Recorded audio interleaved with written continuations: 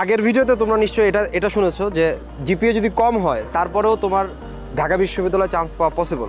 এখন রেজাল্ট একেবারেই খারাপ হয়ে গেছে, বাট কিছু পরও নাই, কোনোভাবে হচ্ছে এইচএসসি পার পেয়ে গেছো, ঢাকা বিশ্ববিদ্যালয়ে চান্স পাইতেই চাও, এরকম আত্মবিশ্বাস যাদের মধ্যে রয়েছে, সেই মুহূর্তে তোমার কী করণীয় সেই বিষয়ে স্পেসিফিকভাবে কথা বলার জন্য আসছে আমাদের ঢাকা বিশ্ববিদ্যালয়ের মেধাবী শিক্ষার্থী, যে ঢাকা বিশ্ববিদ্যালয়ে বায়োকেমিস্ট্রি ডিপার্টমেন্টে পড়াশোনা করেছে এবং 10 বছর যাবৎ কোচিং সেন্টারে সফলতার সাথে শিক্ষকতা করেছে, যার হাত ধরে ঢাকা বিশ্ববিদ্যালয় অঙ্গনকে অলঙ্কিত করেছে বিভিন্ন শিক্ষার্থী। তার কাছে, অর্থাৎ আমাদের সে প্রিয় আরিফ ভাইয়া, তার কাছেই শুনবো যে এখন কিভাবে পড়লে ঢাকা বিশ্ববিদ্যালয়ে চান্স পাওয়া সম্ভব।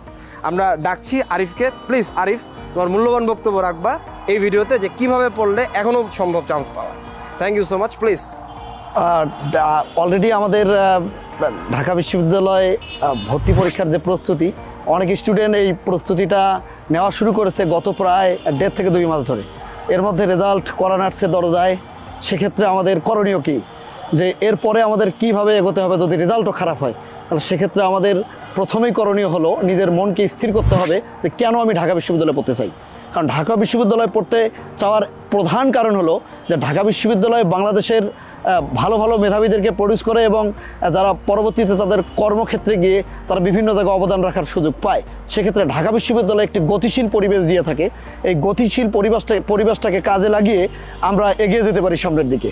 যেমন আমি যদি আমার নিজের উদাহরণ বলি, আমি উঠেছিলাম একটি প্রত্যন্ত গ্রামাঞ্চল থেকে এবং নিম্ন মধ্যবিত্ত পরিবারের সন্তান হিসাবে আমি ঢাকা বিশ্ববিদ্যালয়ে পড়ার সুযোগ পেয়েছিলাম এবং সেখান থেকে আমি ঢাকা বিশ্ববিদ্যালয়ে আসার পরেই আমি বিভিন্ন কোচিং সেন্টারে পড়ানোর মাধ্যমে আমি নিজেকে স্বাবলম্বী এবং আমার পরিবারকে স্বাবলম্বী করতে সক্ষম হয়েছিলাম। এবং সেখান থেকেই এরপর আমি আবার প্রথম বিসিএসেই আমি আমার কর্মক্ষেত্রে যে প্রবেশ করবো সেক্ষেত্রে আমি ক্যাডার পেয়েছি। যাই হোক, এটা ঢাকা বিশ্ববিদ্যালয়ের গতিশীল পরিবেশের অবদান বলে আমি মনে করি। যাই হোক, প্রিয় শিক্ষার্থী, আপনাদের ক্ষেত্রে যা হবে সেটি হলো যে এখন করণীয় কি, আপনাদের মনে রাখতে হবে যে প্রত্যেকের জীবনের একটা টার্নিং পয়েন্ট থাকে। সেই পয়েন্টের ক্ষেত্রে আমাদের মনে রাখতে হবে, যেমন আমাদের বাঙালি জাতির টার্নিং পয়েন্ট কী ছিল 1971 সাল। তো আপনাদের প্রত্যেকের জীবনে এখন চলছে 1971। তো 71 সালের এই যুদ্ধে জয়লাভ করতে হলে আপনার কী কী করতে হবে? আপনাদের হানাদার বাহিনীদের বিরুদ্ধে যে যুদ্ধ করতে হয় সে ধরনের যুদ্ধে নামতে হবে। এই যুদ্ধে নামলে আপনাদের খাতা কলম আর মাথা ব্যবহার করতে হবে।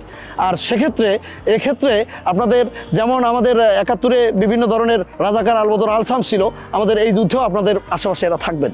যেমন যে আপনার পাশের বাড়ির যে আঙ্কেল আন্টি রয়েছেন, তারা কি? তারা হলো আলবদর আলসামস এবং সবচেয়ে বড় রাজাকারের ভূমিকা মাঝে মাঝে পালন করেন আমাদের নিজেরই আব্বা আম্মা। হ্যাঁ, তুমি চান্স না পেয়ে দেখো তোমার কি অবস্থা হয়। এ ধরনের একটি মোটিভেশন আগে তৈরি করতে হবে তোমার নিজের মাঝে তৈরি করে, যেহেতু সামনে রেজাল্ট দিয়ে দিচ্ছে, অর্থাৎ আমাদের স্বাধীনতার ঘোষণা হয়ে যাচ্ছে আপনাদের প্রত্যেকের জীবনের। এই ঘোষণাকে কাজে লাগিয়ে সামনে 16 ডিসেম্বর যেভাবে আমাদের এসেছিল সেভাবে আপনাদেরকে জয়লাভ করতে হবে। এভাবে যদি আপনি কি দৃঢ় প্রত্যয় আপনার মাঝে রাখেন, তাহলে সেক্ষেত্রে আমি মনে করি আপনি ঢাকা বিশ্ববিদ্যালয়ের এই যুদ্ধে জয়লাভ করে এবং সামনের দিকে এগিয়ে যেতে পারবেন বলে মনে করি। ধন্যবাদ সবাইকে। থ্যাংক ইউ সো মাচ আরিফের মূল্যবান কথার জন্য, এবং যে পয়েন্টগুলো বলার চেষ্টা করেছে সেই যুদ্ধে তুমি অবশ্যই যুদ্ধে জয়ী হও এমন আশাবাদ ব্যক্ত করে ভিডিওটা শেষ করছি। পরবর্তী ভিডিও দেখার জন্য আমন্ত্রণ রইল। আমাদের চ্যানেলটা সাবস্ক্রাইব করবা, লাইক দিবা ফিনিক্সের পেজে।